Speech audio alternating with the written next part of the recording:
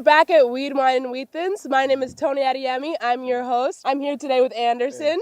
And we're out in a new field, but still looks almost the same and is, I think, better, but we shall see your guys' opinions later. Here at Weed, Wine, and Wheat Thins, we're all about talking, open dialogue, and just pretty much having a good time. So thank you for joining us today. If it's your first time, welcome. If you're a return viewer, what's up? Today we're going to be going through Jody's selections. Oh, I just called him Jody because his friends call him Jody, and even though we pretty much just met, I feel like we're friends already.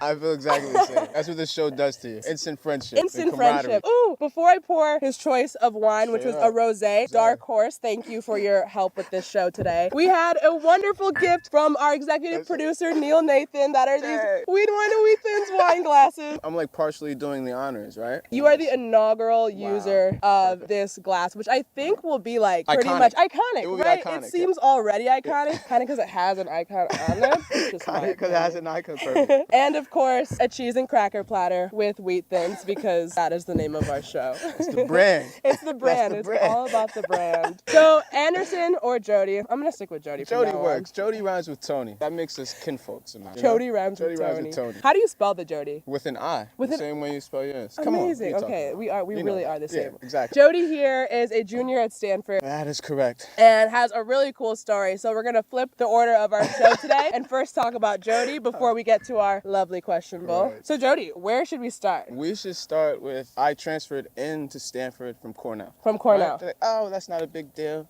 The real story is how I got to Cornell in the first place. Yeah. So there's this professor at Cornell, Dr. Winthrop Weatherby. He goes inside this infamous prison and starts to teach classes. So he's bringing English and literature and math and science to the dispossessed of America, right? I didn't think it was going to turn into anything. Yeah. And another professor, Mary Kaczynski, secures a $5 million grant from Doris Buffett to implement a full college program in prison. So what does that have to do with you though? Well, when I was 15, I went to a juvenile prison.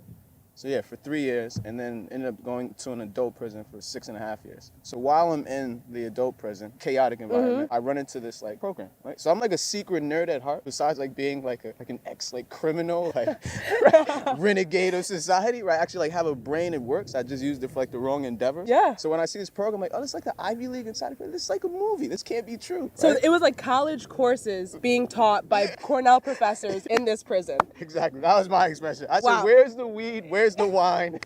This Where can't be happening. Where are the wheat thins? Well, we have college. Wow, that's incredible. Yeah, absolutely. So I end up entering the program. You got to take an entrance examination. So I take the examination and just crushed the whole thing. So I broke every single record in the program. Youngest to graduate, youngest valedictorian, first black everything, any accolade you can think of, I had it all. Highest GPA. And then this lady, B'nai Rubenstein, who's my Jewish godmother. And how many years was this program? The program was a 2-year program, but they secured a 5-year grant. It's $5 million. Got it. Stretch out for 5 years. I intended to complete as fast as possible and then get the hell out of that environment, actually re-enter society and take my talents where they would be most useful right? and most inspiring. I was in the program for 3 years. I graduated in 2. So I was the fastest time to graduate. Anything you could think of. So you're not a nerd at heart. You're just a nerd, very smart. Yeah, just own it. Right. Just own it. So my Jewish godmother comes in. She's you know what? I'm going to get you out of here and I'm going to get you into Harvard. And I'm thinking this lady's out of her mind. But clearly when they're powerful people and they believe in you and they see your vision for the future and you believe in yourself and you're talented, they'll move the world for you. And she did it. So she got me out 4 years early, brought me straight to Cornell. How did she get you out early? Listen. There are some things I can never speak about. I don't even know how she did it. I don't even know how she did it. They write letters to the governor and the mayor and things like that, and people who are within the government. So basically to get you pardoned? Was that right? But not a full pardon because I'm not decontaminated yet. I still have this. I don't know how they view me entirely. They'll give me a chance, but they don't feel I've been clearly rehabilitated. Got it. Right? So you're still an evil genius. In case you start using your nerd talents for evil, they're no, you're going right back. So I'm in Cornell August of 2017, and I just got released maybe the 4th or the 3rd of that month, and then I'm on campus with all of my peers. As a freshman? As a freshman. Ordering classes at first, kind of an underground scholar in the truest sense, just heavy load, volunteering, doing everything to check off those check boxes. Yeah, that you're supposed to be doing to look like I'm doing good. Doing good. No more evil endeavors. That's exactly what you do when you are evil. Look how much good I'm doing. So not evil.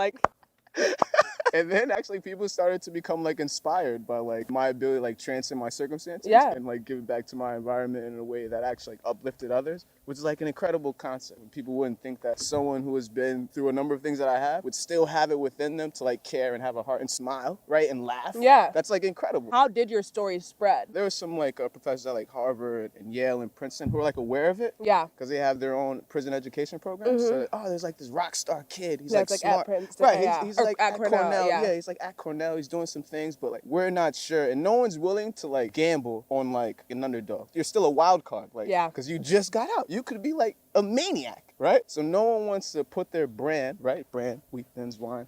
Brand, all day branding. They don't want to attach their brand to someone who's a wild card, who hasn't proven their success. Yeah. Unless your name is Stanford.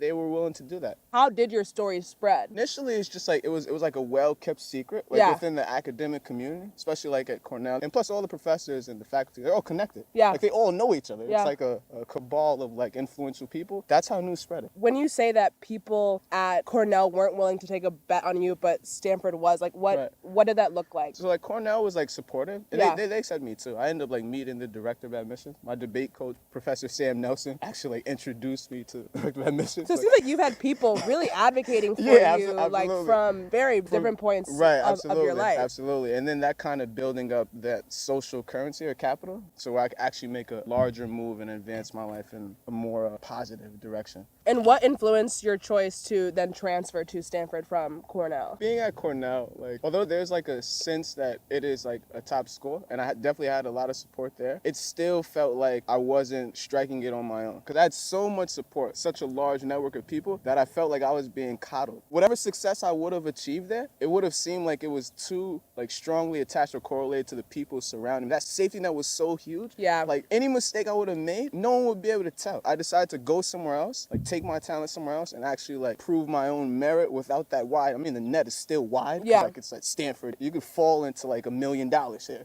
So, right? You just land into like, oh, a startup. It's ridiculous. $1 million grant for your random idea that we think is okay enough. Yeah. A lot of coddling here too, in my opinion. I discovered that upon like entry, but I thought you go out to the West, you stake your claim in Silicon Valley, you become a billionaire like entrepreneur, and that's how, right, you become iconic. But it starts with weed, wine, and wheat thing. It starts here. Anyone who's anyone starts here. It's just Why wouldn't you? I'm just gonna pretend like that after like the first half of season 1, I've just become this like maniac. This megalomaniacal maniac who has like achieved massive success, Silicon Valley upstart. Unreal. Yeah. What do you feel has been your driving motivation throughout all of this? You said 9 years in prison. 9 years in prison. 2 years in Cornell. You gotta be mentally pretty strong, I think, to make it past that, to be in these schools. Like, what drives you the most? Right, so my driving force is that I come from a place where everybody has a ceiling that's so low, everybody in the world like steps over it. Where do you come from? I come from the inner city slum. So I've spent time in, my family's from the Bronx, New York. New York. I spent some time in Brooklyn. That's where like I became enculturated. I think that's a word. It's now a word if it's now not. a word. Webster's, what's up? I define words all the time that we make up. So if it's not a word, enculturated, come into your dictionary soon. That's where I kind of absorbed the identity that I definitely have now. But I spent time in Richmond, Virginia, Fairfield Court Projects, right, slum life. I spent some time in New Mexico, Albuquerque. That's where my Spanish is terrible, but there too. Just everywhere, man. But always in terrible situations. So in terrible places, at least ostensibly terrible places where there's not a lot of opportunities. I don't know anybody that's made it out of it. Wow, really? Yeah, it's always like that immense pressure. Like if you get a chance, right, you have to do it so big that you can actually like affect an entire generation. Maybe we're all done, like we don't stand a chance, but at least the children or maybe the generation after that, like they stand a legitimate shot if we can do this right. Definitely. Are you still closely tied to those communities? Like, absolutely. You can't escape. You can't escape. You can't escape. Yeah. You're under contract from birth. Once you're born there, you're born there, you're there. They're like, you know, that kid has a future, that kid's got potential, you're with us all the way. I just don't want to become like a martyr before I do anything significant. Just don't want to be like lost in history. But I'm proud to be a part of that community, those communities. Those are eternal. Yeah. I feel like if you waste time being ashamed of your roots, like in any way, not even in this scenario, I'm talking like broadly, you are literally just wasting time because you cannot control where you come from. You can only control where you go forward. I mean, like, did you ever imagine, like, thinking about your early years in first juvie and then prison, like, did you ever imagine that, like, this is where your journey would be at this point? There was a time where I believed that I would get here eventually, just not so fast. I just thought, like, my trajectory is going to be, like, such a long arc. I'll get there maybe, like, in 5 more years. But then I started to, like, gather the notion, like, hold up, like, people have achieved the impossible in, like, various stages of history. Like, what's so different between me and, like, them, right? And then that's when I kind of, like, accelerated my own, like, concept of, like, how fast I can move through, like, various stages of life. And then just with that kind of, like, mentality, it becomes infectious. Then people are like, yo, this kid is, like, true, like, determined or, like, insanely driven. Like, why the hell not? Like, what if we gave it a shot? And then I actually got here faster than, like, people were predicting. So 9 months after getting out of prison, I was, like, accepted into Stanford. Just unbelievable. That is so, like, what you just said is so, like, cogs are turning, basically, because of the fact that it's so inspiring. Because I think a lot of times the reason people don't go for their dreams or don't shoot their shot or, like, whatever is because they think that it could never be them. Like, for some reason, we are conditioned to think, like, oh, even though all this amazing thing happens to people all the time, those people are not me. I don't know if it's, like, life kicking you and, like, trying to, like, check your confidence, or, like, maybe once they stop giving out participation awards, we start realizing that we're maybe not as great as we think we were. Like, I don't know what it is, but I feel like I have so many people that are like, I have this dream, I have this thing that I want to do, and you never see them doing it because they're like, oh, it's a dream, and dreams don't happen for people. Like, I don't know what it is, but there's a certain point where if everyone was like, there's no reason I can't be that person, you have a way higher shot of being that person once you actually think that. Absolutely. If you never think that, you pretty much have no chance to ever get anywhere near that. That is very true. It's almost like casting your vote. I had heard this on I forget who had said it, so I can't give credit to him. Just say the universe has spoken this into existence. Got it. You, like, cast a vote or a ballot towards the person that you want to be with every decision, with every thought, with every interaction. Whenever you're doing something that's contrary to that person you want to be, that larger conception of yourself that you imagine yourself to be, when you're not doing something that contributes to that, you're casting a vote or energy towards this other thing. You're getting further and further and further away from that becoming a reality. Mm-hmm. But if you just keep, like, casting the votes there, you're going to get closer to seeing that person, like, be realized. Or someone else is going to catch on to and say, you know, I like that person better than you do. And I'm going to make that happen. Yeah. I mean, that is this show for me. I'm like, I really want to be a talk show host. How do I do that? Oh, maybe I should start a talk show. Like, it seems like so simple, but it took me a long time to get to that point. I'm like, how would that just happen? And, like, until you speak it into existence, until you speak it into the world in some way, it's not just going to magically appear in your hands. Like, that happens for so few people, if anybody. And I feel like, I don't know, I think there needs to be a more shoot your shot mentality. And I mean, I know we're here, and I think Stanford, maybe more than a lot of other places, really encourages that, because we have this Silicon Valley, anyone can make Facebook. So maybe that's where we are right now. But, like, at the same time, if you're not actively going for your goal, you're actively not going for it. Absolutely. Yeah.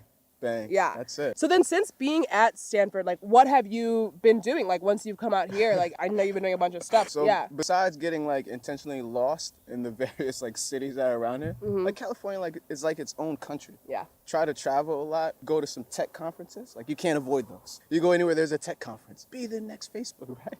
Literally, I thought that's just what they're looking for. Like, everyone wants to be Facebook. Even with Facebook is pretty evil. Right. But evil genius. I know, evil genius. Honestly, everyone in Silicon Valley is an evil genius. They just do it behind tech, so it's okay. But I'm like, these people are very evil, and they're running the world, and we're just letting them. But because it's social media, it's okay. So I think we just gotta reframe what we're talking about. So definitely traveling, getting to know, like, the area, becoming as acclimated as I can while still being a kind of, like, superstar intellectual or academic, because you can't slip up there. Got to get a 4.70 to be relevant. No, but I've been spending most of my time just doing podcasts or, like, radio shows. So at the radio station here, like this innovative series with Tom Dioro, Brand Beats and Bites with DC Cobb, and just incredible stuff. And then my own show, the Emerging Artists Network, for local artists who are around the Bay Area. Hopefully I extend my network down to LA. Yeah. Soon. You're going to LA, right? I'm going to LA soon. Bringing the show to LA soon. Oh, hit me up if you guys want to be on the show, want to help out. Subtle plug. Straight up. Need help.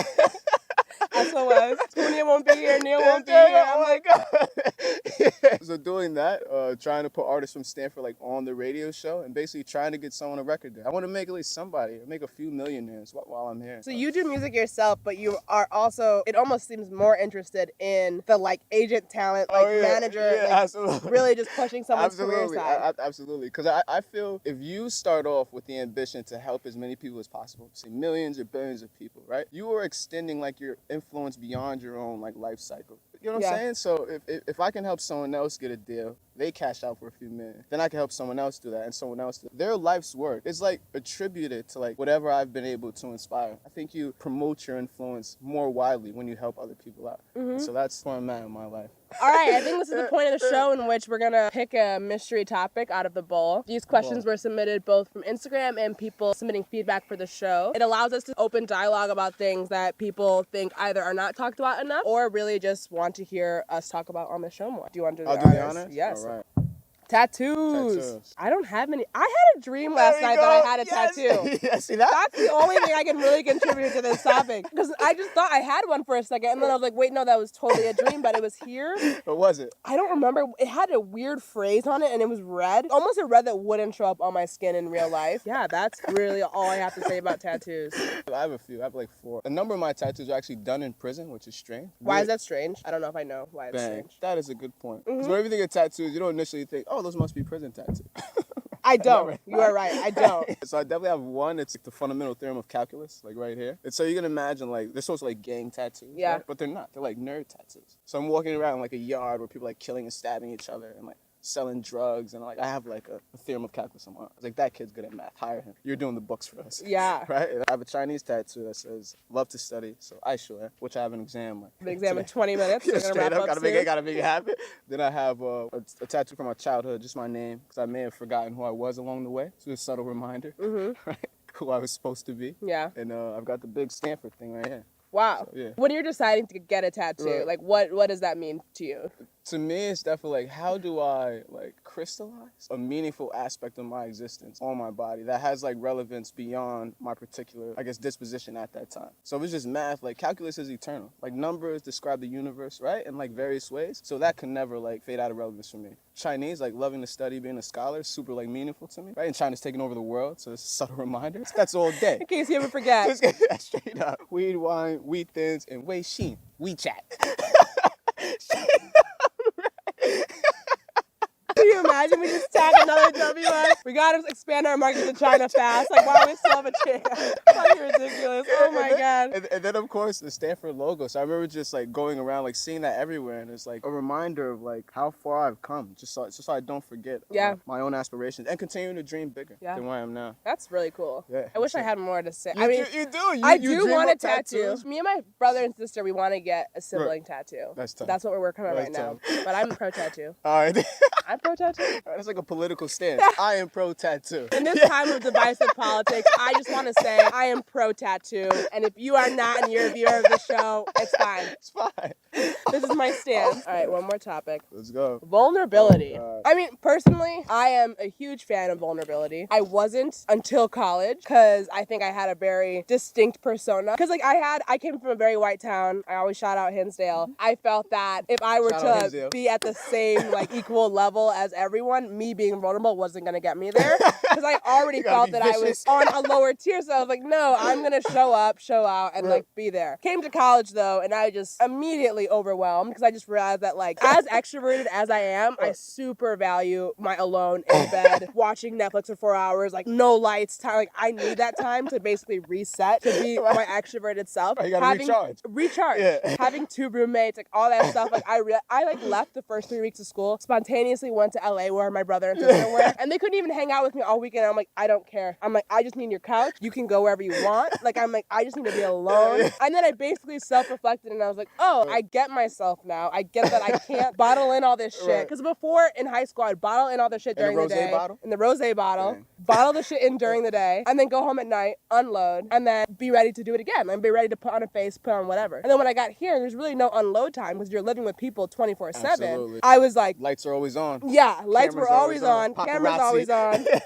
Now I put cameras on me because I can handle it. But before, I definitely wasn't. I realized I'm like, if I don't have a good cry every week, I'm not doing it right. And that's pretty much my philosophy now, because I'm like, there's emotions always going on, and I gotta let them out somehow. Right, gotta emit those to the universe. No, I'm super right. Is vulnerability a thing in prison? I really want to know. It may be the only thing in prison. Like, that's the only reason why you assault someone for like the most minute infraction, because there's vulnerability. Like, if I don't do something, I'm gonna be vulnerable to like an innumerable number of terrible situations, right? So acts of violence that I don't want to be like subject to. So everything is a show to make sure that you are not perceived as like weak or that you have any vulnerabilities, because people are going to exploit that. So you're around people like 24/7. You're in cages. So once you get a chance to come out, it's like Game of Thrones for gangsters. Straight up. But the season never ends. Stark. Anderson, There you go. Oh my God. Anderson. The yard is oh my God. the battle. Holy shit. Straight up. Holy shit. It's like that, right? So you think like Hunger Games on steroids. That's what it is every single day. I guess like being vulnerable, and even like when you decide I'm going to escape this environment. So I ended up like working for like a few like prominent guys inside that hierarchy of like the criminal underworld or the underground economy. So like I had like a few successful like endeavors, adventures, but then even in the midst of that, deciding that I have to escape from this. Like being in that world, you were vulnerable to like the hardships of society. Like what's going on in the real world, if you don't acclimate to those or try to get in like the larger game of society, like you're setting yourself up to lose later on, because that underground world is only real there. Once you get out of there, like you can't put that on your resume. Exactly. My LinkedIn doesn't have that. It doesn't have that. You can't do that. I just can't do that. So it was that. But then there's a vulnerability there, like telling those guys like I quit, man. And I'm tough. I quit. I'm done. I'm not doing this anymore. I'm going to go to academia. Like, this kid's out of his mind. And then actually doing that. But then getting here to academia, like, super well, because I have, like, this strange past. I never tell anyone anything. I just go around as, like, a normal student. But they realize something's off with that kid.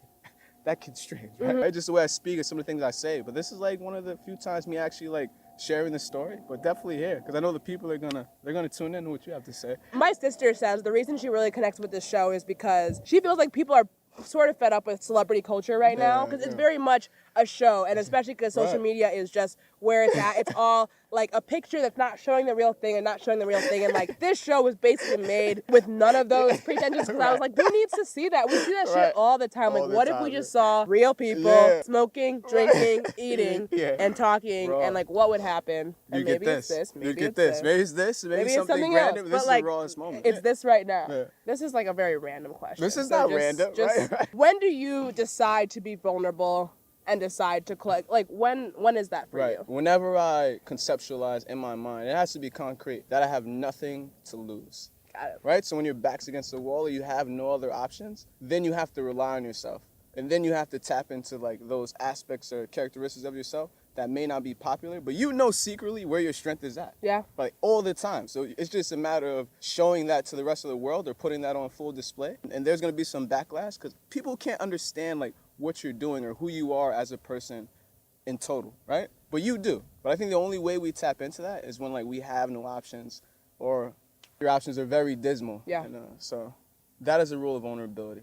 I love that. Go for it. I love that. I hope you guys enjoyed this episode. I know I did. Everyone, Jody, a rock star, a nerd, evil genius. Who really knows? Honestly, one of the most interesting people I've ever met. This is what I want to do, is to meet people that just have super interesting outlooks on life, super interesting stories, perspectives. Like, this was super awesome. Should I, before we leave, I think I made like a song for You made a song? I think I have one. You need a beat? You play the beat, everything's going to fall off the tape. You're going to spill the rose. You're right. Right? You're going to spill the rose. Mike can't handle it. But definitely a cheers. Definitely a cheers. Right? That's how we'll conclude the show. Bottoms up or gambe. It's gambe. That's like cheers. Got it. In Chinese. Absolutely. I just wanted to clarify. Right. I didn't know. WeChat plug-in. It's all there. We thin gambe. All right. Because you're like, there's like a lot of California weed capital of like the planet, right? I'm super excited. Like, please. Right. So this has been my experience like here. So every night, bring the bottles, cross-faded finito, double cup of that Clico, white girl perico, damn, it's blunts and blondes, bad bitches and bongs, hold up, we the bomb in Cali like I'm LeBron, oh yeah, but I double dab with the cookie, She like Northern Lights, that's too bright. She a rookie, huh? Smoking no Jeezy. Irish cream Luigi, frontin' like she don't need me. Water work with the Fiji, oh yeah. Hold up, divas, I'm into her. Sativa or indica, I'll leave her, I'm sending her. Where? To the East Coast. Champagne, how we toast. We don't do no refunds, your G card get revoked, oh God. Straight up. You heard it here first. You heard it here first. Yeah, Read Write and Rethink, original song. This is the content you guys are looking for. I'm 100% positive. Thank you so much for tuning in. I'm very excited to have you with us. Thank you. See you next week. I'm so excited. Running like China. I know you don't like Facebook. I know you don't like Twitter. But what about my talk show?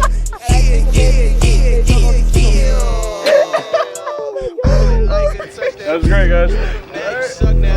Bitch, we up now. What now? What now? What now? What now? Can't believe it's us now.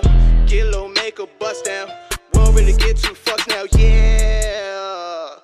Ballin' like a touchdown. Ooh, you mad? You suck now. Bitch, we up now. What now? What now? What now? Can't believe it's us now. Get low, make a bust down. Won't really get two fucks now. Yeah. They gon' hate me regardless. Fuck being broke and the smartest. Yeah, I go the hardest. I know you heartless. We ain't have to go to Harvard. Told me life was a marathon. I ain't trying to be martyred. I ain't trying to be bothered. Nah, you ain't a friend of me. Nothing but love for my enemies. Dog ain't feeling your energy. XO, Hennessy, Silicon Valley, my remedy. We gon' keep flipping these entities. My face is everywhere like it was 10 of me. Yeah. Ballin' like a touchdown. Ooh, you mad? You suck now. Bitch, we up now. What now? What now? What now? Can't believe it's us now. Get low, make a bust down. Don't really get two fucks now. Yeah. Hold up.